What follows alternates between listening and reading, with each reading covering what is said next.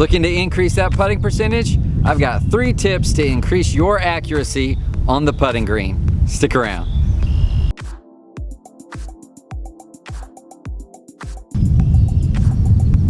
What's going on, guys? Welcome back to the channel. Michael here with you once again, and today we're gonna go over putting. I don't know about you, but there is nothing more frustrating in my disc golf game than when I throw an amazing drive and give myself an opportunity at a birdie and I find a way to screw it up with my putting. If I throw it off the basket short, if I sail it by the basket, some miscue in my putting ruins an amazing drive. It's so demoralizing. Whether I'm in a competition or just out at a casual round, it stinks. It just stinks. And so how can we become better putters on the putting green, making great use of those opportunities that our drives give us in our game? We're gonna go over 3 tips on how to increase that accuracy and make those opportunities count on the putting green and not waste those strokes when we don't have to. Remember, if you go on to enjoy the content, let me know with a like down below. Let me know any kind of tips that you would toss in for your fellow disc golfers down in the comments below. And remember, if you want to see disc golf content on a weekly basis, be sure to subscribe and hit that notification bell down below. Let's get into these tips. Tip number 1 is probably the most important thing that I tell players, whether they're beginners all the way up into pros. You have to reach for the basket. What I mean by that is you need a full extension on your arm to actually putt toward the basket. You want to bring all of the energy that you're bringing all the way up through your body. You want its finish to be at a full arm extension. And this goes for any putting style, whether you're doing a straddle putt and you've got your legs set out there apart and you're doing more of a push putt. If you're staggered and you're doing more of a spin putt, it all is the same. You're not gonna see a single Pro Tour pro that's gonna sit there and not extend their arm out there. They're gonna just sit, they're not gonna keep their elbow bent and then just kind of let it go from kind of shooting from the hip. That's not gonna really occur with them. They're gonna reach out there for that basket. The amount of accuracy will dramatically improve for you because your ending point is going to be very, very consistent, right? You can actually follow through and reach toward your intended target. Whereas if I'm just snapping it from down here, I might finish right here, I might finish up here. My release point could be at a different angle or at a different point at various times. If I'm reaching toward my target, my body knows how to reach for something. You reach for snacks in your pantry all the time, right? Your body knows how to get to those snacks. So let your body do what it naturally is going to do. Reach for that item, reach for that target, and your body will naturally go inside that motion. So reach for your target. The biggest area that I see this failing on, and I throw myself under this bus as well, is when we're scared, right? We almost don't want to see a putt finish if it doesn't go in the chains. If there's a death putt that you're experiencing and you just don't want it to, if it misses, you don't want it to go any further. And so you just kind of throw it like you're just afraid that something's gonna bite you if you put your hand out there too far. You have to commit. Your angles will take care of themselves. You can learn about putting and speed control and that sort of thing. But if you're gonna make a putt, actually extend and be deliberate about that putt. Reach for your target. Tip number 2, find a specific aim point and go all in for that specific point. If you aim small, you miss small. I know I'm not the first person to have said that, so don't attribute that statement to me. If you know who said that, put it down in the comments down below.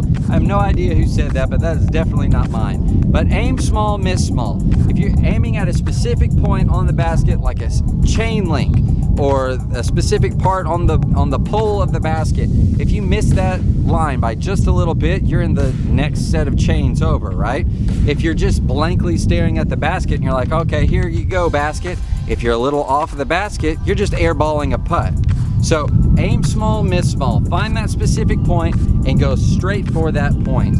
as you progress further away from the basket and your distance increases, you're gonna just need to aim a little bit higher, and just not a whole lot more effort or power needs to be placed into the putt. Just put it a little bit higher. So your aim point is gonna be a couple of chain links higher in the chains. Same goes for when you're putting uphill or downhill.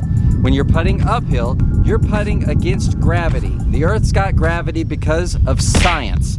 So when you're putting uphill and you're putting against gravity, so you can just aim a couple of chain links higher and give yourself a little bit of leeway where you might not have accounted for all the gravity that's necessary, and the disc can drop a little bit more, and that adjustment can save you a stroke. Same goes for putting downhill. You're putting with gravity, so your disc is going to be moving faster because of science. So adapt your aim points based on those kind of conditions. Understanding your aim points can go a long way in building that accuracy. Understanding if you're at 40 feet away, your aim point's going to be higher than if you were at 20 feet away.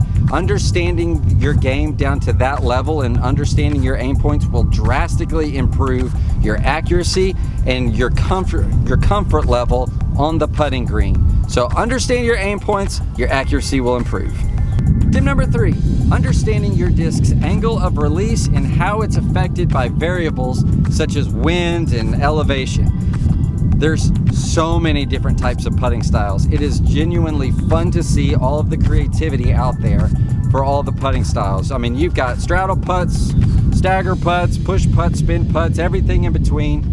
And it's all dependent on everybody's biomechanics and how they can efficiently produce power and consistency and accuracy for a disc to actually connect with that basket. Super fun to watch, but something that every disc golfer, putter share is disc angle of release, right? So whether it's hyzer, flat, or anhyzer, the variables such as wind are going to affect it. So understand what wind is going to do to your disc.